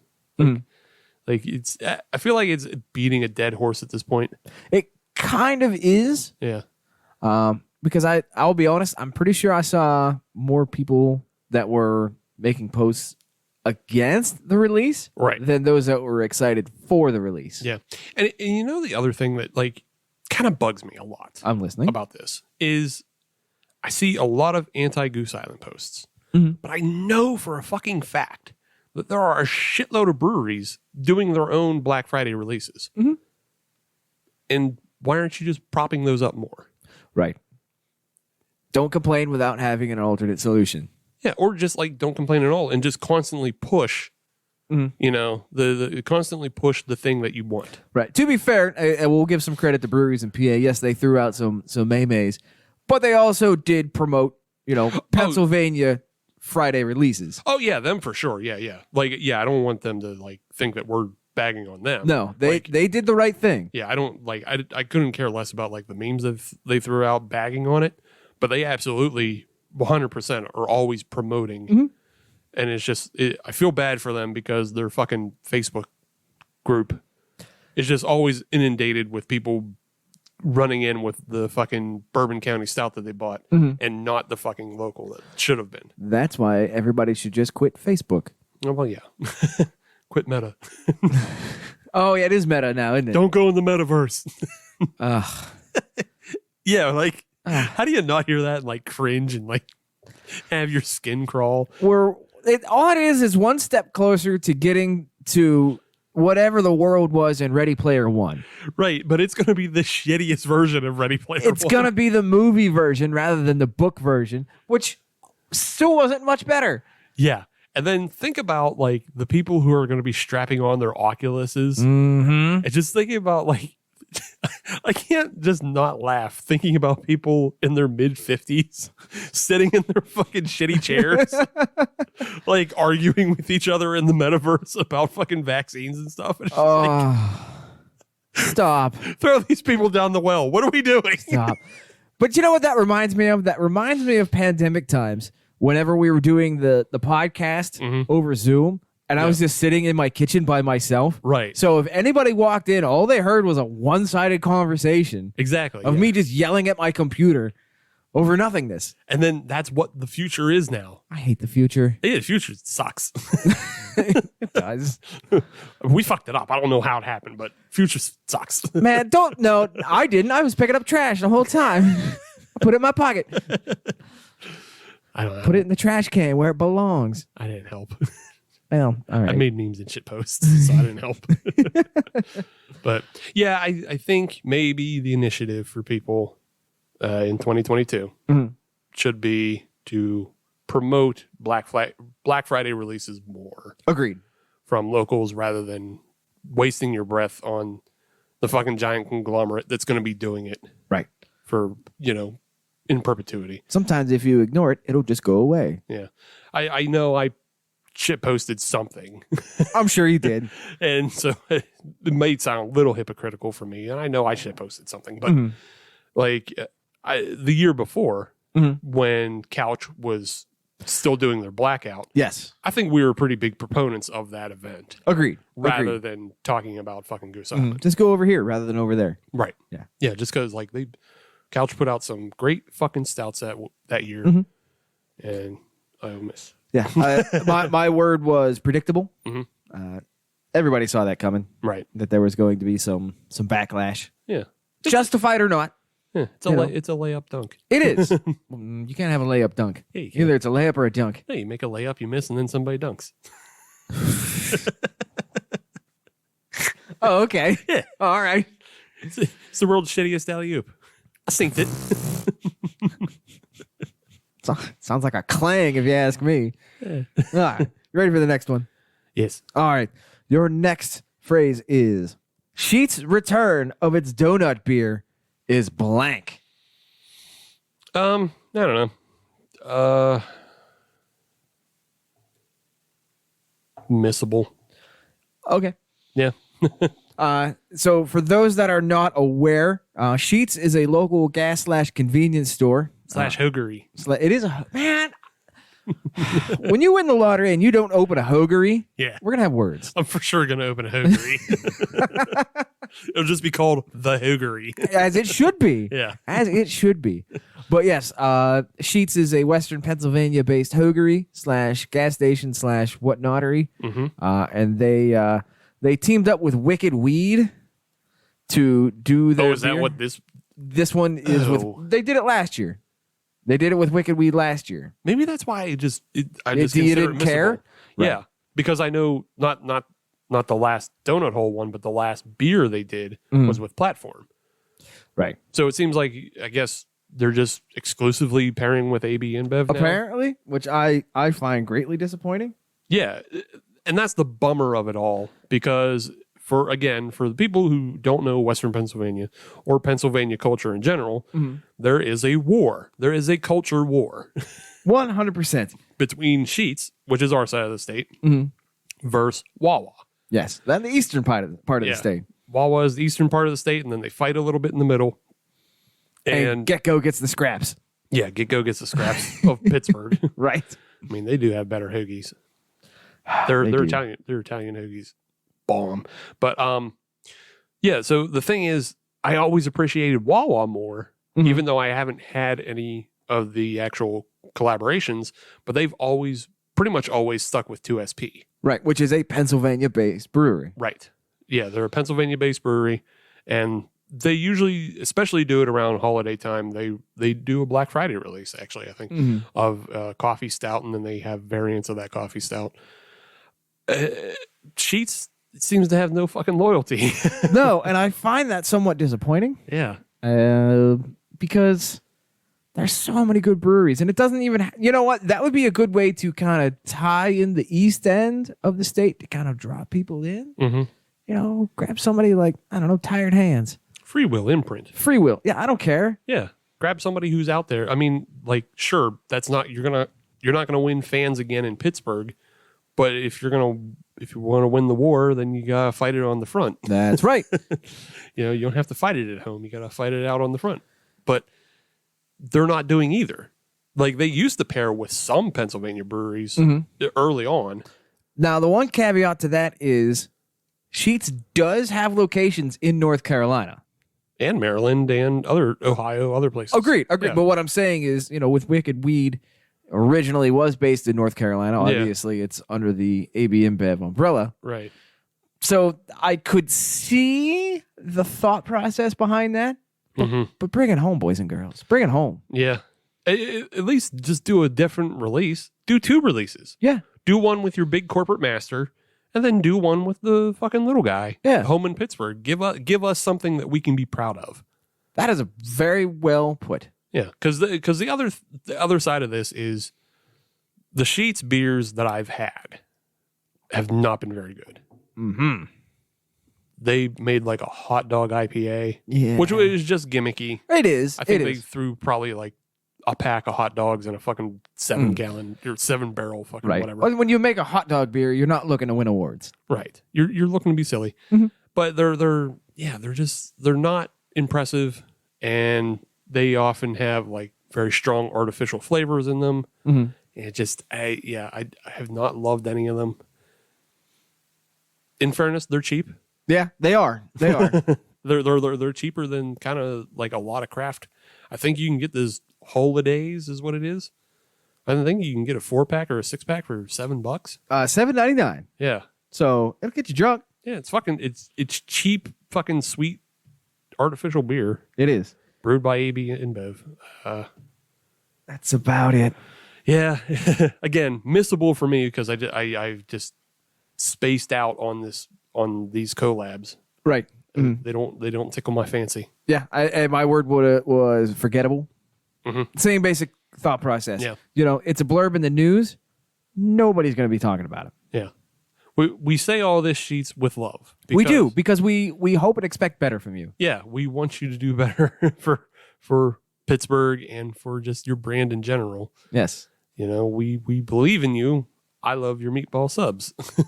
And I love your Wisconsin cheese bites. And we both love your pretzels. Yeah. Yeah. The jalapeno cheese filled? Yeah. Yeah. Yeah, they're good. So we just want better for you, and we want to be proud of your brand.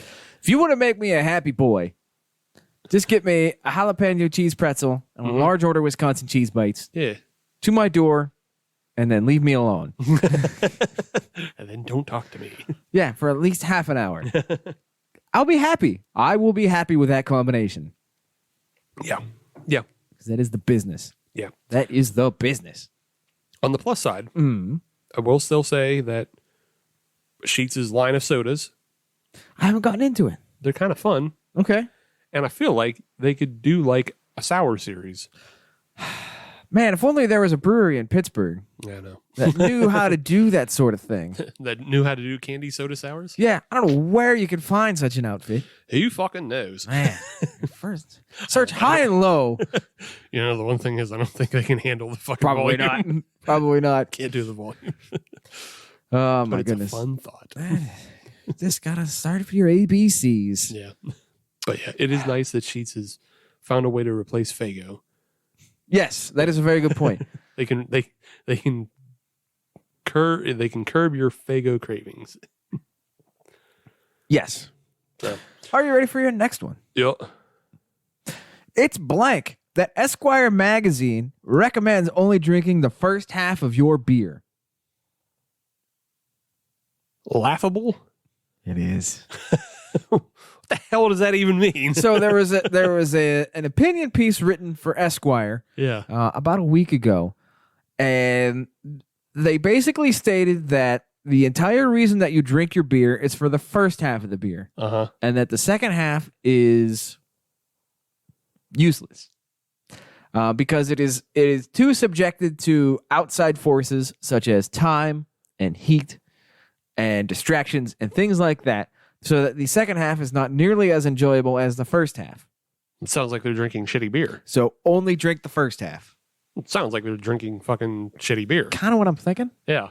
If you're allowing your beer, one, it also sounds like they don't drink.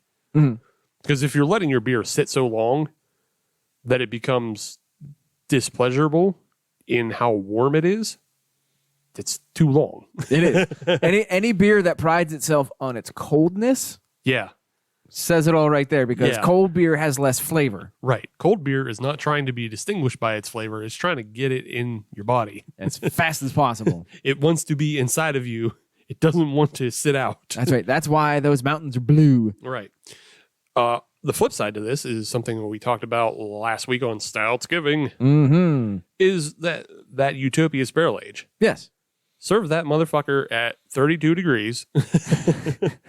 And by the time it gets up to 55, you'll have a full range of flavor. Yes. It will change. Yeah, it will change. Like, all beer does change as it warms up. But like, you want, like, better beers change for the better. Yes. Like, they open up, they become, it's not a style I love, but farmhouse ales also are the same way. They open up, they become more floral, they become more herbaceous. Yes. Like, Yes. if the good, well-made beers will become more flavorful.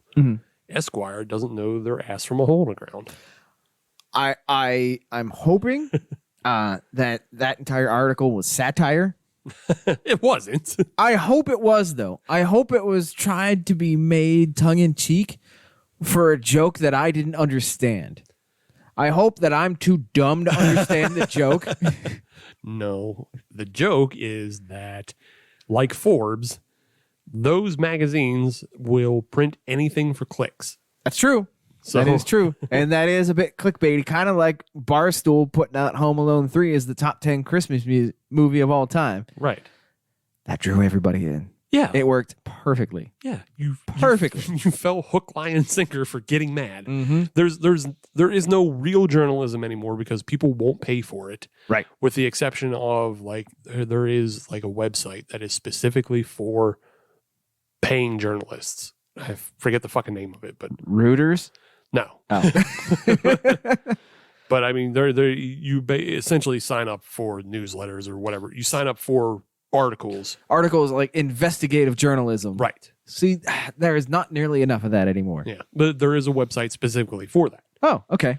So you pay directly to the journalist. That would be nice. I guess probably the downside to that is, like, they don't have an editor and they maybe aren't as restrained as they would be if they were working for a paper or an entity. Right.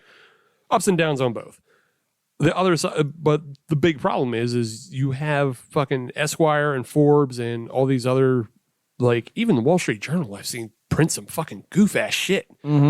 And it's like they're giving up all of their dignity and what would you call it? Presence, Integrity. Yeah, integrity. They're giving all that up to print fucking hate articles because that's the only thing people pay attention to anymore. Right.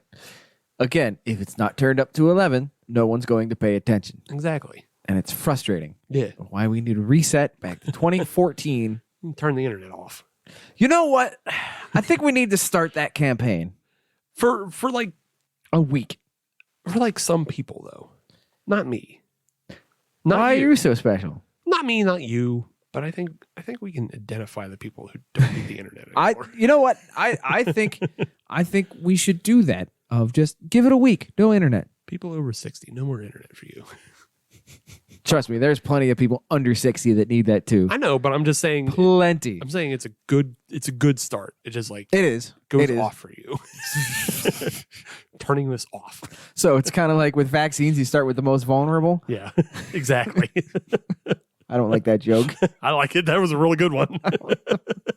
They're the most vulnerable to the internet taking advantage of them. Absolutely. I don't feel good about that. It's a good one. But yeah, again, just Esquire, whether it was tongue in cheek or not, it's still just a stupid, like, whoever, if it was written seriously, it's a dumb fucking article and you're wrong. I guess if it was supposed to be a serious article, it was bad. Right. If it was supposed to be a satirical article and supposed to be tongue in cheek and kind of funny, it was also bad because I didn't get that impression. Because I didn't get it. I didn't read it, so I can't weigh in one way or the other. I mean, it's an opinion piece. Yeah. I mean, there's no, data behind it or anything like that. Yeah. It's not peer reviewed. It also just sounds jerk-offy because, like, a little bit. That's wasteful. Also, don't feed your dog beer. That was mentioned in the article. If you have to get rid of the second half of your beer, feed it to your dog, don't do that. Yeah, don't do that. Don't do that. You make your dog sick and kill it. Yeah. But I have to read this article now. I think I have it up. Yeah. I'll give it to you after we're done recording. Yeah, I think I have to read it now just to check the tongue-in-cheekness of it. Yeah. I didn't love it. It sounds dumb overall. And It does. Yeah. It does. But again, I'm pretty sure it was for driving clicks to get, people like us all riled up. Yeah, well, you sort of done it. So It worked. yeah. Because other people are going to go find it and Right. read it. Like, what in the hell are they talking about? Yeah. Click, click, click, click, click, click, click, click. And then In seriousness though, Mhm. don't drink beer that needs like to be downed that quickly correct. unless you are binge drinking. I mean, I don't support your binge drinking, but No, that is not what we're about on this show. yeah, we're about enjoying nice beers with meals or as desserts. Yes. That's our thing. We're not trying to promote binge drinking or irresponsible drinking or getting blackout and blotto. But if, you're drinking that kind of, Bud Light, Miller Light, flush it down real quick. Mm-hmm. Yeah, don't let it sit out. No. Get it down the hatch. Yeah. I guess. Yeah, get it down the hatch and move on to something else. Another one. Or drink cides. Man, I don't know if I could hammer down a bunch of ciders. Maybe, maybe not, but I just feel like ciders actually don't change that much as they get warm. A warm cider is fine. So, but there is a certain range where, like, it's tepid cider is Yeah. not good. No, I'm okay with tepid cider. I like either a cold cider or I like a warm cider that has been specifically warm. Right. Like on a crisp fall day. I like full range. And that's okay. That's your right as an American. Yeah. 30 to fucking 95. Nope. There is a break for me. There is a break probably between 60 and 85. Yeah, I like a room temperature cider. Nope. And I prefer it warmed up. I don't know shit about Europe, but I feel like they serve room temperature cider. Probably. I don't know shit about Europe. I don't know. Do they even have apples over there? Yeah. Yeah. Some. They're not like good ones, but jeez. They're always supplementing with pears. Oh, that's why it's all apples and pears. Yeah. Don't feel good about that one either.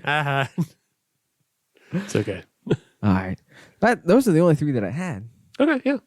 I thought that fueled some good conversation. Yeah, it was good. And, just catching people up with things going on. And Yeah, because like the Sheetz beer, it wasn't quite enough to put in as a news note and neat, nah. but it was worthy of a conversation.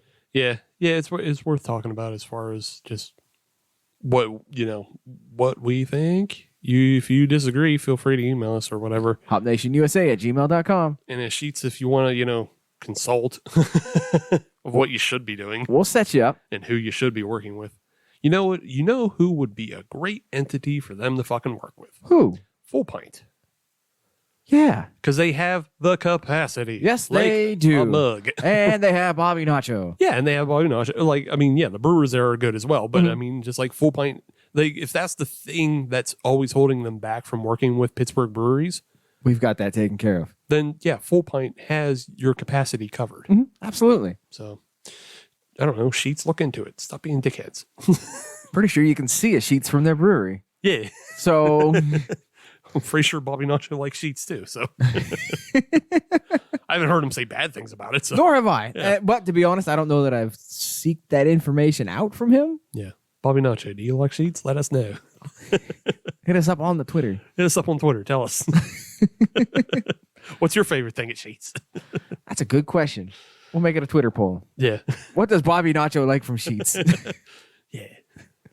Hyper local Hyper-local. conversation. Yeah. We apologize to anybody that is outside of the Pittsburgh area.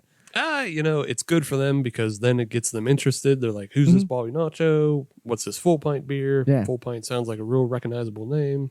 Because it is. Right. They make good beers. Yeah. Make good beers. So, yeah. Speaking of good beers, Yes. what do you think of this peanut butter beer? I enjoyed it. So did I. Yeah. I thought it was good. I thought it was good as well. Again, it seems now that we've drank 3 of the 4 variety pack, it seems like all of these went more for mimicry rather than dumping a bunch of fucking cookies in the mash. Which I'm okay with. I'm okay with, and that also reinforces my decision to not bring that Oreo mimic. It probably would not have held up. Right, because it would have been an Oreo mimic, not a fucking double dunk, or Right. or a dunked, or a or Oreo Speedwagon. whatever. Yeah. Agreed. I liked these beers. I like this peanut butter beer. And this is a gold nail, correct? Yep. Which, that makes sense. That Gold- sounds about right. Yeah. Gold nail, 5.5%. IBUs don't matter. Yeah. None of the IBUs mattered on these beers. No.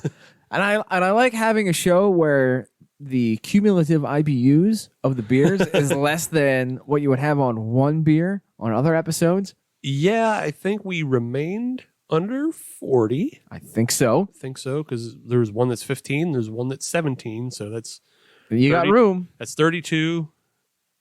No, we're over 40. But we're under 50. We're under 50. So. And with IPAs, anything, 50 and above, then you're starting to play a little bit.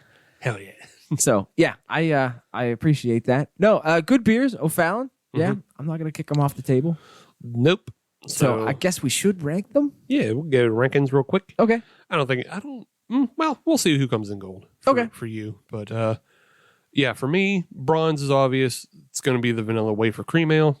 It didn't, I don't know, it got stuck in itself because it wasn't enough of a cream ale, but also because they went that mimicry route rather than jacking it up to 11. Right. It just came off more artificial, and the vanilla flavor just really wasn't there. And if you're really only relying on vanilla flavor, that's a lot too. That's a lot to rest on. Agreed. So, Agreed. Yeah, we already mentioned how there's other better beers out there about that. So yeah, it just didn't work out for me. But it's still drinkable. There's nothing wrong with it. It feels, I don't know. Feels kind of like one of the better home brews that you could drink. Sort of. I get what you're saying on that. Yeah. It's like a 3rd year home brew. It sounds very dickish when It really does. when I say that, but it's all right. It's fine. It's drinkable. Silver though, I'm gonna give to the peanut butter. Because this episode is a cookie. It's cookies. We're talking cookies. We are. And this didn't exactly taste like any cookie per se. It tastes really good. I really enjoy it, and this is why it's the only thing that's determining what's silver and what's gold. Fair. It's a really drinkable beer. It's really enjoyable, and the nuttiness on it leans even a little more savory than sweet. Okay. So, yeah, it's a nice nutty beer, and I'm sure it pairs well with a nutty butter. Nutty buddy? Nutter butter. Nutter butter? Whatever. They're on strike. I can't buy them. Are they really? Nod. Oh, all right. They were. I don't know if they still are. Nabisco was on strike. Oh, I Yeah. didn't know that. Kellogg is currently on strike. I knew Kellogg was. Yeah. John Deere's back. Yeah, John Deere's settled. Still won't buy from them. That's up to you. That's a conversation off mic. This is a Husqvarna house. I mean, it's going to be Cub Cadet. It's the only other American-made lawn tractor out there. Okay. Not relevant to the conversation. Not really, no. But Nutter Butter or even, like a Reese's Cup or it'll pair with that stuff. Mhm. But I also think you could pair it with dinner too, because the beer simply isn't overpoweringly sweet enough to like ruin your dinner in any way. So yeah, pretty drinkable beer. I enjoyed it, but it just doesn't really taste like a cookie. Fair. Yeah. So that means gold goes to that Dad's Oatmeal Stout. Mhm. It's a really good. It's a good stout, but again, not overly sweet.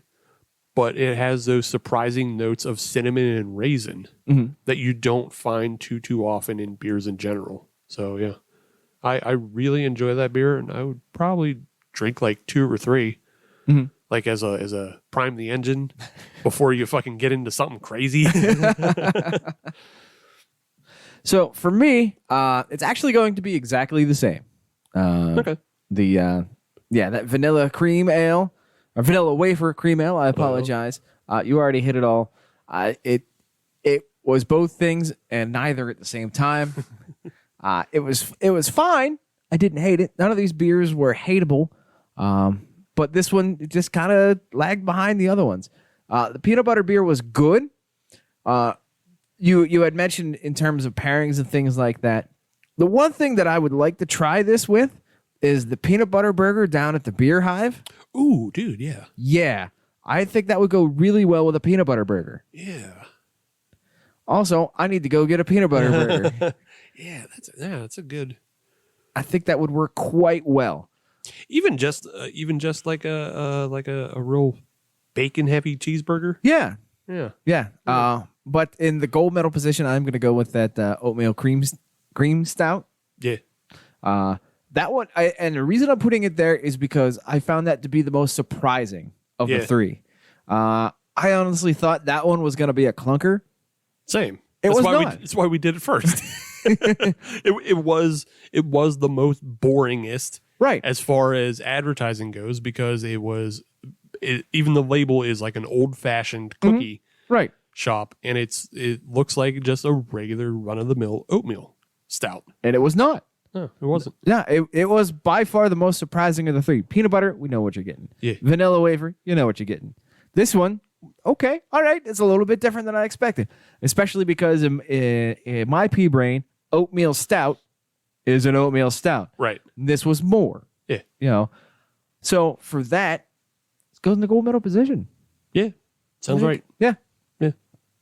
There's no other way to rank these people. Look, that's the list. Yeah, we know a lot of the times, beer is subjective, but not in this case. Sorry. And if you disagree, well, that's your problem. That's too bad.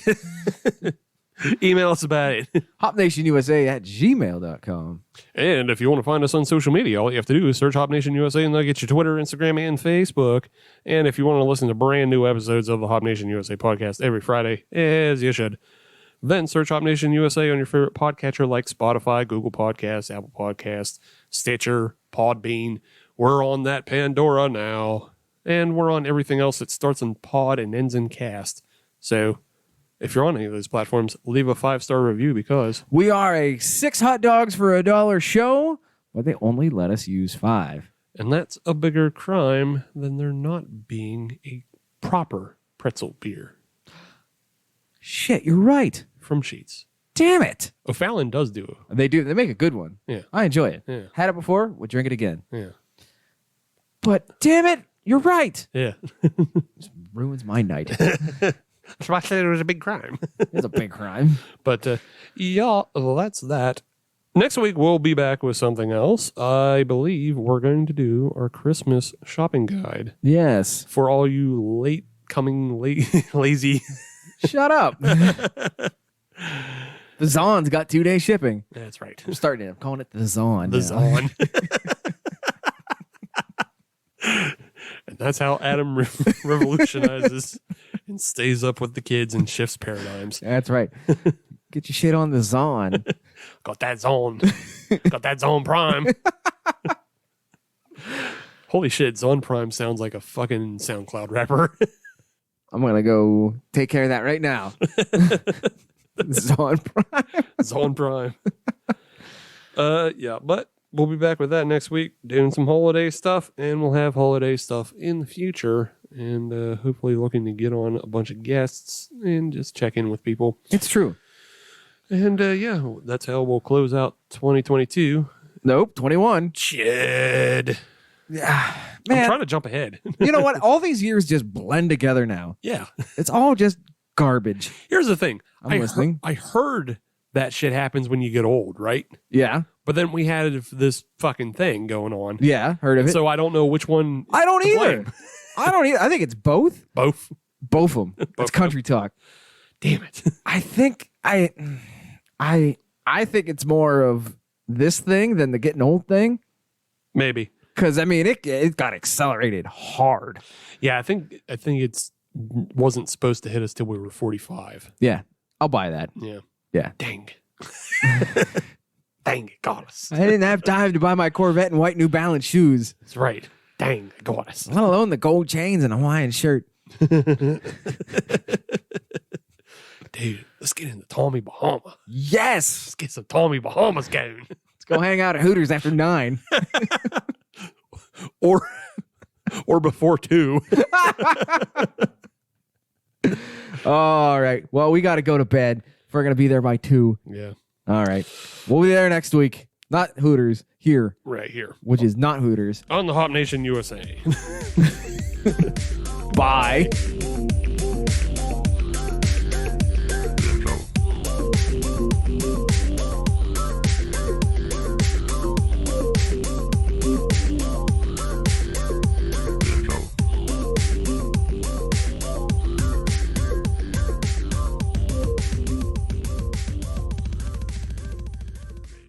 I've seen a lot of ugly people in Franklin.